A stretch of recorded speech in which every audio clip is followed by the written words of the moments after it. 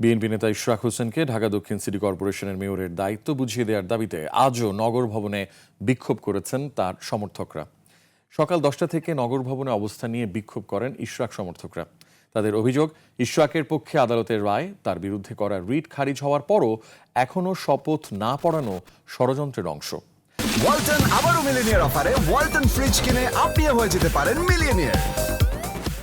আর পেছনে অন্তর্বর্তী সরকারের দুই উপদেষ্টা আসিফ মাহমুদ এবং সজীব ভুঁইয়ার হাত রয়েছে। তারা দ্রুত এই দুই উপদেষ্টারও পদত্যাগের দাবি জানান। ঢাকাবাসী ব্যানারে বিক্ষোভ কর্মসূচিতে অংশ নেন সিটি কর্পোরেশনের বিভিন্ন স্তরের কর্মচারী ছাড়াও সাধারণ মানুষ। কোর্টের রায়ও দিয়ে দিছে, উদ্ধ করেছে, তারপরেও এই সরকার তালবাহানা করতেছে। নগরপিতা ইশরাক হোসেনকে অতি অবিলম্বে শপথ পাঠ করানো হোক। ফ্যাসিস্ট সরকারের পরে যে ইন্টারিম যে গভর্নমেন্ট আসছে তারা ফ্যাসিস্টের মতো আচরণ করতেছে।